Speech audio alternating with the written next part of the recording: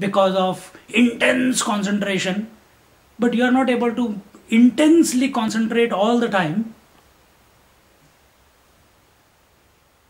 So you don't want to change your lifestyle, but you want to have that state. You don't want to change your concepts, but you want to abide in that state of no mind. You want to continue to fuel your desires, but you want to abide in that no mind state. You may have taste now and then, but a continuous abidance, it is impossible.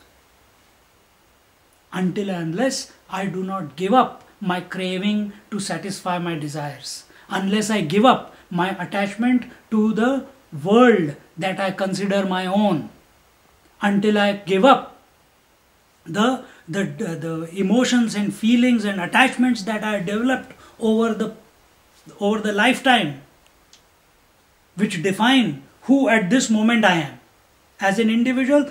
All these concept, ideas, emotions, relations, etc., and the world that we live in, that is the only language we use to define ourselves, isn't it? Who are you? Stanton. Who is Stanton? Oh, I'm 45 years old, and I'm a son of so and so, and I got a son, and you tell me something about your past. A majority will be past. And then who else? Oh, Stanton is he who wants to, I want to do this in the future, I want to realize the self, I want to attend the satsangs, but then who is Stanton? You have told me everything else but what Stanton is.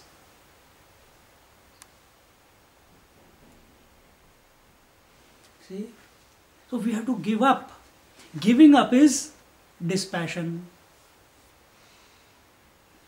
So what is ultimate dispassion here, it is being said?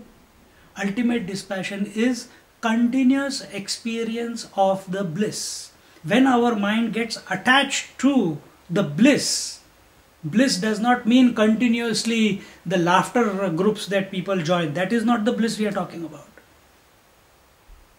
But when our attention of our mind continuously, knowledge and bliss, they are not two. The reality is existence, it is conscious, it is knowing, it is of the nature of knowledge, and it is ever blissful. So when we intellectually get convinced that I am independent of everything, I am the source of everything, automatically bliss will be your nature. Because that moment is so freeing. In the diet you must have experienced that. It is so freeing. When you are singing a bhajan, it is so freeing. When you are in a satsang, it is so freeing. But we are not thinking about the consequences. Sit down one day and think, what happens when you are in a satsang? Any satsang. Or when you are singing a bhajan. What happens? Are you at that moment thinking about anything in this world? Anything? Nothing, isn't it? Few moments here and there the thoughts may come and try to gain credence, but you give them zero value and they go away, and you come back to the topic that is being discussed in the satsang. For that 1.5 hours, without doing anything, you have dropped the world. This is called a Sahaja Avastha. Sahaja Avastha means natural state. Without doing anything, you were with yourself. Without doing anything. See? And we are not in any satsang, nobody is trying to make you be with yourself, the self that you think as the body, not the body self, not the mind self. Every satsang you are being reminded that you are that infinite Satchidananda Swarup self. So again and again the mind is being given that direction, and for that 1.5 hours you have no thought about comfort, discomfort, no thought about hunger and thirst, no thought about joys and sorrows, likes and dislikes. isn't it? No thought about praise and insult. Sometimes I take someone's example here. Sometimes I say it to someone looking into their eyes, but I don't think anyone minds that. I don't know why I do that, but just at that moment the eyes go there, and I say it with no preconceived idea or notion. Maybe it ticks something, maybe it tickles something inside, but none of you mind that. Instead, satsang is a place where you become totally open to the truth.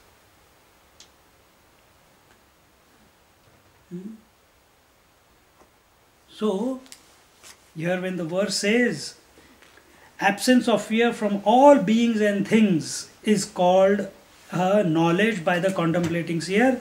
Attachment to the bliss of the self and to nothing else is the acme of dispassion. When our mind gets attracted to the joy of being detached from the world, that is when we start savoring satsang. This is a outward satsang where you are reminded of yourself. But if you can live 24 hours a day continuously in awareness, that's a satsang going on.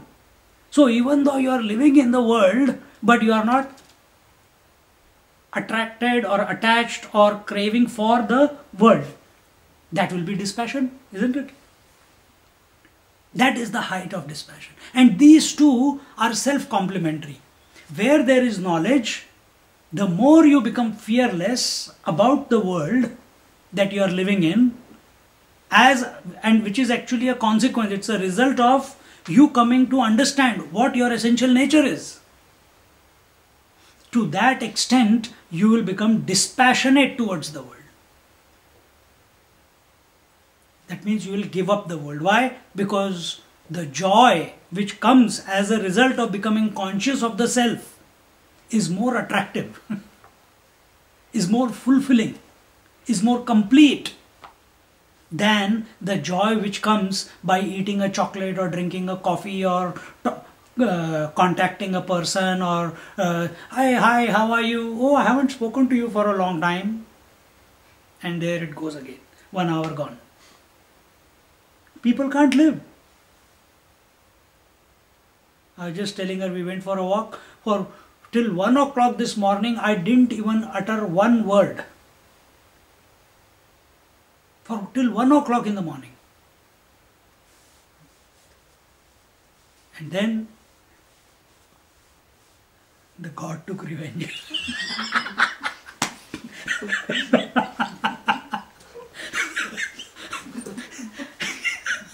Then I spoke so many words that if I had taken a few words in the morning, it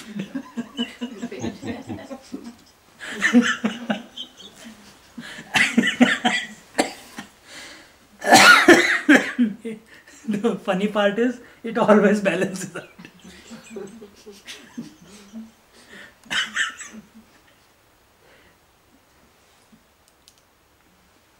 But everyone enjoys silence, provided you enjoy being with yourself.